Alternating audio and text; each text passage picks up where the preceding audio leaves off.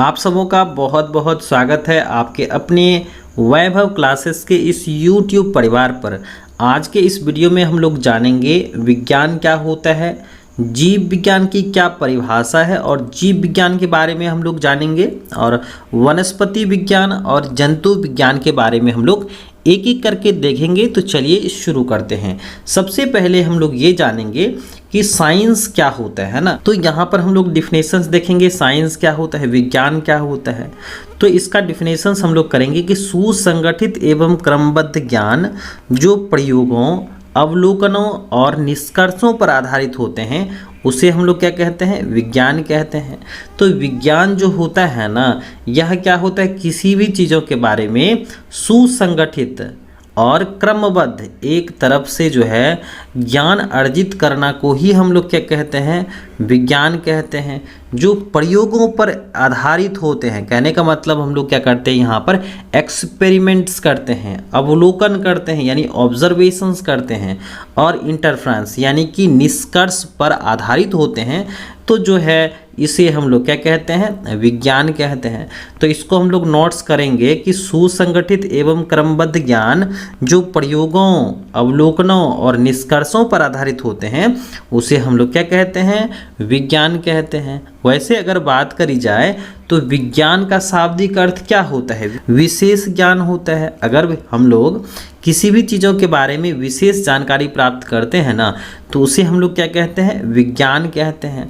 आगे देखें कि विज्ञान शब्द का प्रयोग जो है ज्ञान की ऐसी शाखा के लिए भी हम लोग करते हैं जो तथ्य है ना, जो आपका फैक्ट्स है, सिद्धांत, थ्योरी है और तरीकों को प्रयोग और परिकल्पना से स्थापित और व्यवस्थित करती हैं।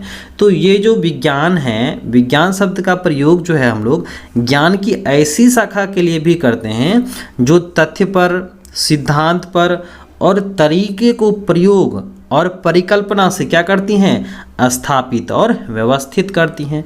तो इसे हम लोग क्या कहते हैं, विज्ञान कहते हैं। आइए हम लोग जानते हैं कि विज्ञान के जनक कौन होते हैं। तो विज्ञान के जनक कौन हैं, गैलीलियो गैलीली हैं। कौन है, विज्ञान के जनक जो हैं वो गैलीलियो गैलीली हैं। और गैलीलियो गैलीली साहब का जन्म हुआ था 15 फरवरी 1964 ईस्वी को। कब हुआ था, 15 फरवरी 1964 ईस्वी को। जो आपके फादर हैं, विज्ञान के जनक हैं गैलीलियो गैलीली साहब, उनका जन्म हुआ था। तो क्या है, विज्ञान की जो है प्रमुख 3 शाखाएं हैं। पहला है आपका फिजिक्स है, जिसे हम लोग भौतिकी कहते हैं। और भौतिकी के अंतर्गत जो है हम लोग क्या करते हैं, प्रकृति के बारे में पढ़ते हैं। यानी कि जो हम लोगों के खगोलीय हैं, यानी कि हम लोग के आकाश गंगा हैं और हम लोगों के प्रकृति में कौन कौन सी घटनाएं घटित हो रही हैं, ये सब हम लोग फिजिक्स के अंतर्गत देखते हैं। दूसरा है हम लोग का रसायन विज्ञान यानी केमिस्ट्री है।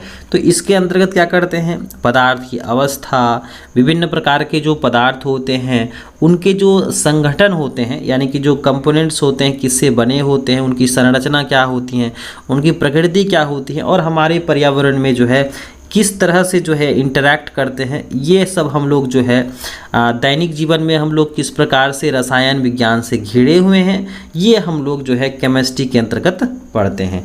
और जो हम लोगों का बायोलॉजी है, जिसके अंतर्गत हम लोग क्या करते हैं, पेड़ पौधे और जीव जंतुओं के साथ साथ हम लोगों जो है पर्यावरण से किस प्रकार से संबंधित रहते हैं।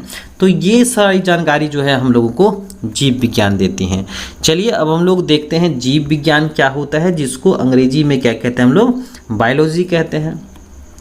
तो विज्ञान की एक ऐसी शाखा है जिसके अंतर्गत हम लोग पेड़ पौधे यानी कि प्लांट्स के बारे में तथा जीव जंतुओं यानी एनिमल्स के बारे में हम लोग क्या करते हैं, अध्ययन करते हैं। तो उसे हम लोग क्या कहते हैं, जीव विज्ञान यानी बायोलॉजी कहते हैं। तो यहाँ पर हम लोग नोट्स भी करते जाएंगे कि विज्ञान की वह शाखा जिसके अंतर्गत पेड़ पौधे तथा जीव जंतुओं यानी एनिमल्स का अध्ययन किया जाता है उसे हम लोग क्या कहते हैं, बायोलॉजी कहते हैं यानी जीव विज्ञान कहते हैं।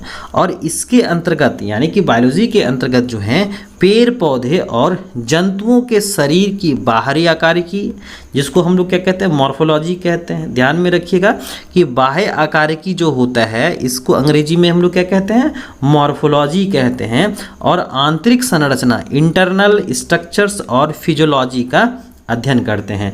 कहने का मतलब हुआ कि जो हम लोगों के जीव विज्ञान है इसमें हम लोग क्या करते हैं, सजीवों के बारे में पढ़ते हैं, जीव जंतुओं के बारे में पढ़ते हैं, है ना। तो इसमें जंतुओं के बारे में, पौधों के बारे में क्या पढ़ते हैं, तो उनकी बाह्य आकार की पढ़ते हैं, क्योंकि जो है उनका शरीर जो है बाहरी तौर पर किसका बना हुआ है, कैसा बना हुआ है, उस जीव का बाह्य आकार की क्या है, वो संरचनात्मक रूप से कैसे दिखलाई पड़ते हैं, ये सब हम लोग जो है मॉर्फोलॉजी जो है हम लोग उसका देखते हैं।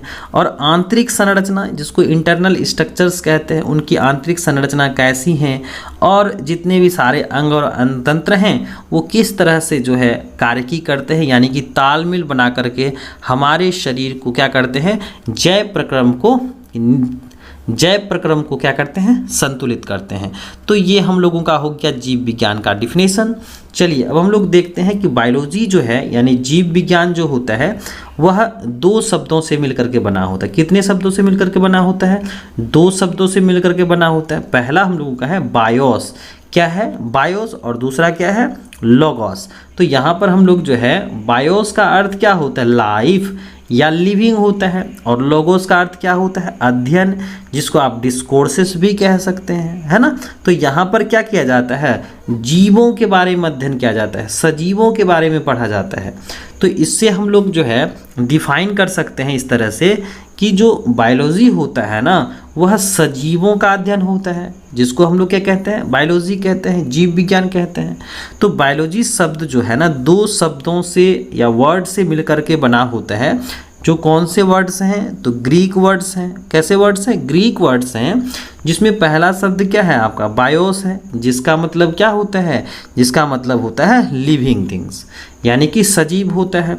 तथा दूसरा शब्द क्या है लोगोस, जिसका अर्थ क्या होता है, अध्ययन, क्या होता है, अध्ययन। तो इसको हम लोग इस तरह से डिफाइन कर सकते हैं कि यानी जीव विज्ञान जो है सजीवों या जीवितों का अध्ययन होता है ना। चलिए अब हम लोग आगे देखें कि बायोलॉजी जो होता है, biology is the study of life, यानी कि जो है ना जीव विज्ञान यानी बायोलॉजी जो है वह किसका है, जीवों का अध्ययन है, जीवितों का अध्ययन है। या इसको हम लोग ऐसे लिख सकते हैं, biology is the scientific study of life, यानी कि यह क्या होता है, सजीवों का, जीवों का क्या है, एक वैज्ञानिक अध्ययन है। या इसको हम लोग ऐसे भी लिख सकते हैं, the science of life end of living organisms, यानी कि यह विज्ञान है किसका, जीवितों का, सजीवों का है ना। एंड इंक्लूडिंग देयर स्ट्रक्चर, उसके अंतर्गत हम लोग जीवों के क्या करते हैं, संरचना के बारे में, फंक्शंस के बारे में, ग्रोथ एंड डेवलपमेंट्स, यानी कि उसमें वृद्धि विकास कैसे होता है, ऑरिजिन, उसकी उत्पत्ति कहाँ से होती हैं, उनका विकास कैसे हुआ है यानी इवोल्यूशंस कैसे हुआ है, और डिस्ट्रीब्यूशंस, हम लोगों के पृथ्वी पर किस तरह से ये वितरित हैं, इन सबों की जानकारी हम लोगों को कहाँ से मिलती हैं, बायोलॉजी से मिलती हैं, है ना। तो देखिए biology is the branch of science, कह सकते हैं ना कि बायोलॉजी जो होता है, जीव विज्ञान जो होता है वह साइंस यानी कि विज्ञान की एक ऐसी शाखा होती हैं जिसके अंतर्गत यानी कि which deals with the study of plants and animals, यानी कि आपके जो विज्ञान है ना, इनकी एक शाखा क्या है, बायोलॉजी है। और इसके अंतर्गत हम लोग क्या करते हैं, पौधे और जंतुओं के बारे में क्या करते हैं, अध्ययन करते हैं। चलिए अब हम लोग देखते हैं आगे कि जीव विज्ञान शब्द का सर्वप्रथम प्रयोग लेमार्क और ट्रेविरेनस, किसने किया था भाई, लेमार्क और ट्रेविरेनस नाम के वैज्ञानिक ने किया था। और ये दोनों वैज्ञानिकों ने जो है 1802 ईस्वी में जो है इस नाम का प्रतिपादन किया। कहा कि जीव विज्ञान शब्द का जो प्रतिपादन करता थे ना वो कौन थे, लेमार्क और ट्रेविरेनस इस नाम के वैज्ञानिक ने किया था। कब किया था, तो 1802 ईस्वी में किया था। और जीव विज्ञान के जो जनक है ना उस किसको कहते हैं हम लोग, अरस्तु को कहते हैं। तो ध्यान में रखिएगा, फादर ऑफ बायोलॉजी कौन है, अरस्तु हैं। चलिए अब हम लोग देखते हैं कि जीव विज्ञान की प्रमुख दो शाखाएं होती हैं, यानी कि जो बायोलॉजी के जो मेन ब्रांचेज हैं ना वो क्या हैं, दो शाखाएं होती हैं। पहला है हम लोगों का वनस्पति विज्ञान, क्या है, वनस्पति विज्ञान है, जिसको क्या कहते हैं हम लोग, बॉटनी, क्या कहते हैं, बॉटनी कहते हैं। और दूसरा क्या है, जंतु विज्ञान, क्या है, जंतु विज्ञान है, जिसको हम लोग क्या कहते हैं, जूलॉजी कहते हैं। तो चलिए यहाँ पर हम लोग देखते हैं पहले कि वनस्पति विज्ञान क्या होता है, जिसको हम लोग क्या कहते हैं, बॉटनी कहते हैं अंग्रेजी भाषा में। तो ये भी आपके क्या है, जीव विज्ञान की ही ना शाखा है। तो इसको हम लोग कैसे परिभाषित करेंगे कि जीव विज्ञान की एक ऐसी शाखा जिसके अंतर्गत हम लोग पेड़ पौधे एवं उनके बाहरी आकारिकी, कहने का मतलब कि जिसके अंतर्गत हम लोग पेड़ पौधा पढ़ते हैं, है ना, यानी कि बॉटनी के अंतर्गत हम लोग क्या करते हैं, पेड़ पौधों के बारे में पढ़ते हैं। और पेड़ पौधे में क्या करते हैं, उनकी मॉर्फोलॉजी पढ़ते हैं। क्या पढ़ते हैं, मॉर्फोलॉजी पढ़ते हैं, है ना, बाह्य आकारिकी पढ़ते हैं, आंतरिक संरचना यानी इंटरनल स्ट्रक्चर्स का अध्ययन करते हैं, तथा फिजियोलॉजी यानी कि कारिकी के बारे में पढ़ते हैं। तो उसे हम लोग क्या कहते हैं, वनस्पति विज्ञान कहते हैं।